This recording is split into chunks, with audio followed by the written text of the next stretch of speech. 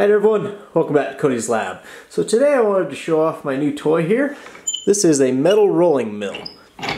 This is for rolling pieces of metal out into thin sheets.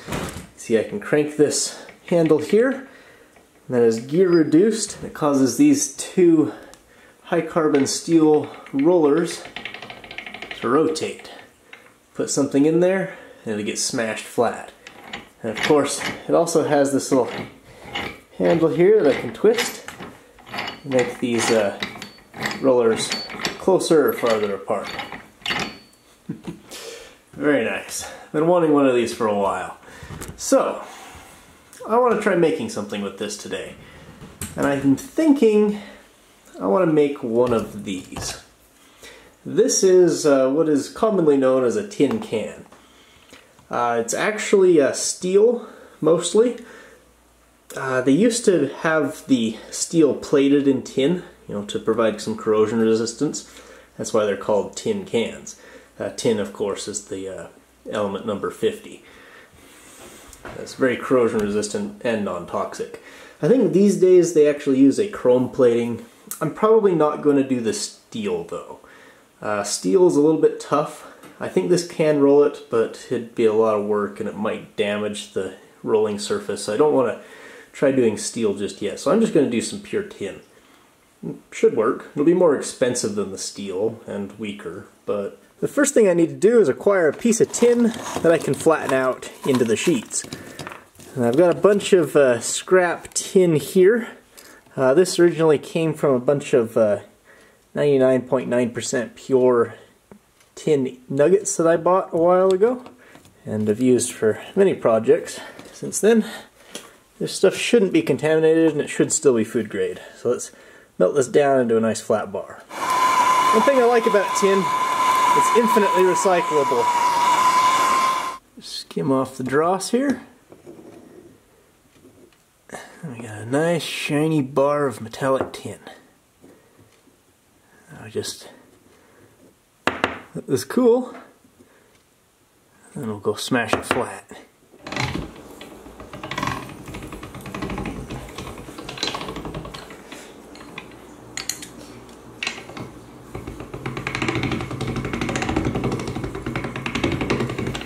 Okay, I need to run it through this way so I can make a nice wide sheet. In order to do that, I'm going to have to cut this in half. For this, I'll just use a pair of tin snips. There we go. I'll just run each of these bars through until they're as long as these rollers are wide. That way I got the maximum sized piece of tin. Okay, that's pretty close. So now we'll just start running it through sideways so we can spread it out in this direction. Might be a good idea for me to bolt this down at some point.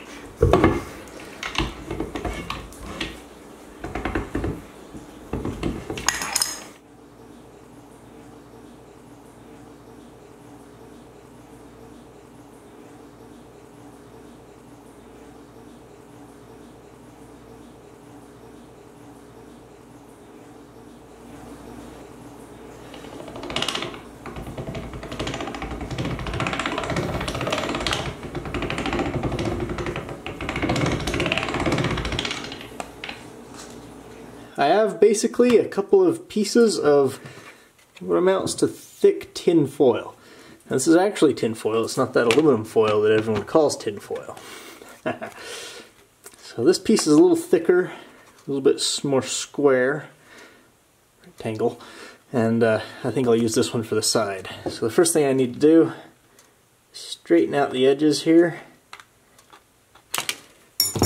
Make sure it's the right size. I'm just going to use this here piece of metal pipe as a way of sizing it.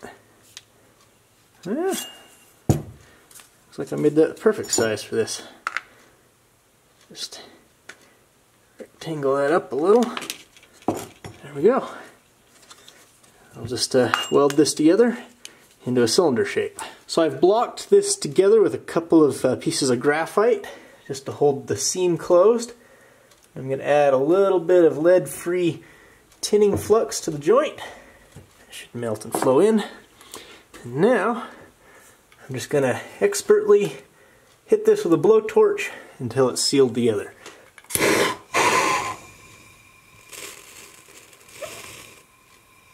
Famous last words.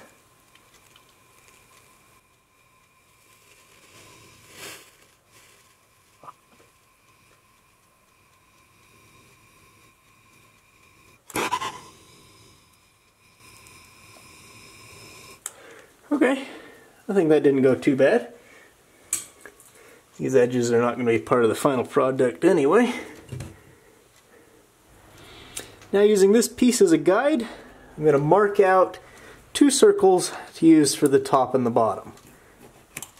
Just kind of put a little line in here. And I'm actually going to cut this out a little bit outside of that circle. Just kind of like this. Give myself around a 1/4 inch around there. With both of these circles, I'm going to cut slits from the outside edge to that line that I drew. I'm going to put a bunch of them around just like this. You might be able to guess that I'm going to be using these so that I can get a nice fit onto the barrel of the can. Add a little bit more flux to the inside edge. Just take my torch, see if I can do it.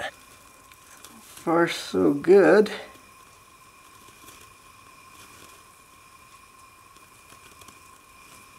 Now that it appears that I've made an airtight seal, it's time to work on the other end. This is the end that I'm going to use to close the thing. So I've punched a hole in the lid right there, and I've also made a little cylinder of the tin. Like that, and I flared out the end a little. Now this should fit right into that hole. And now I'm going to solder, or just weld, this into place. Now I can straighten this out and stick it onto the can just like I did the base. So the top is now on. You can see I did a lot better on the top than the bottom. A little bit of practice. Okay, so now I guess I'll go clean this off and find something to put in here. Whatever it is, it's going to have to fit through this hole.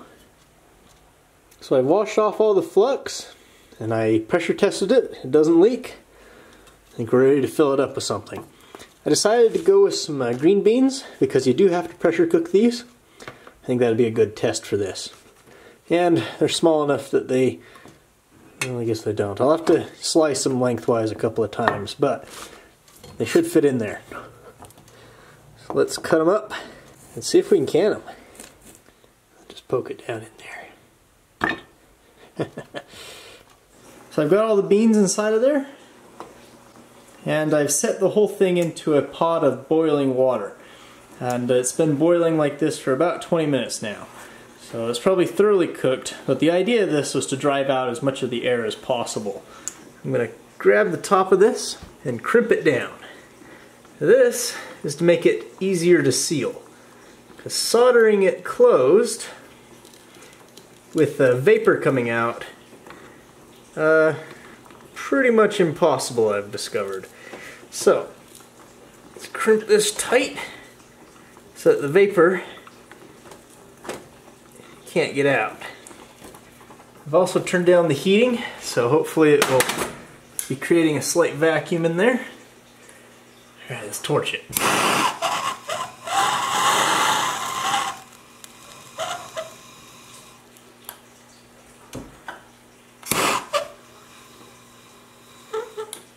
It's sealed. Alright, that should be airtight. No more oxygen can get in at it. Alright, let's see if we can pressure can this now. Be able to just pick it up like this. Yep. Now that this has cooled down a little bit, you can see that the top has sunk in, as well as the bottom, and the sides getting a little dented as well. It tells me it's got a vacuum in there. Excellent. That's a good sign. So let's put it down inside of my pressure pot, and I'm going to pressure cook it for about 10 minutes to sterilize the beans. Alright, we're under pressure. Timer set. Hopefully that can doesn't explode in there. Okay, burner is off. Now I'll just let this naturally cool. Alright, it should be thoroughly cooled down by now. Let's open this up. Let's see what we got. Looks like it's under vacuum again. It didn't pop. Excellent. That should be done then.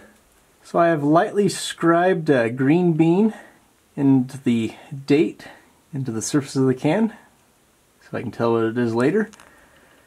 I'm just going to stick it in the back of my pantry here, and it'll be interesting to see what that looks like in about a year. We'll open that up and see if it's still any good. In the meantime, I did have another one that I can open right now that didn't seal properly. Let's see what it takes to open one of these cans. I'm thinking I'll use a pair of hoof nippers here to kind of cut into the side. Alright, looks like it works, but it kind of crushes the can.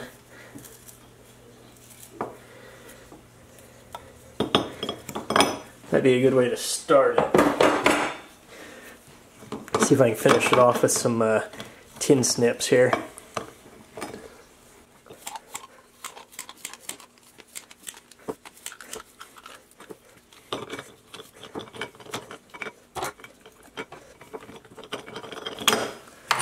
Okay, there it is, opened up. I can dump out the food. There you go.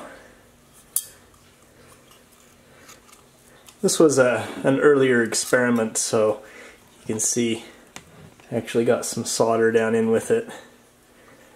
But I fixed that problem. Now I got a little tin cup.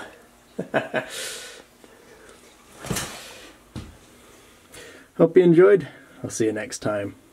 So this video is just me playing around with the roller mill, but ultimately my plans for it are to produce things like this. This is a piece of lead pipe, 1/2 inch diameter with a thin wall, and this piece of lead ribbon which I have embossed a pattern onto it. This will be used as an electrode in my Mark II hydrogen generator, more specifically the negative electrode. I hope to get that thing done at some point. I've been working on it for years now, and this will definitely push me over to actually having all of the necessary materials at least. Hopefully the output on that will be around 10 times what my first hydrogen generator produced. So you guys got all that to look forward to.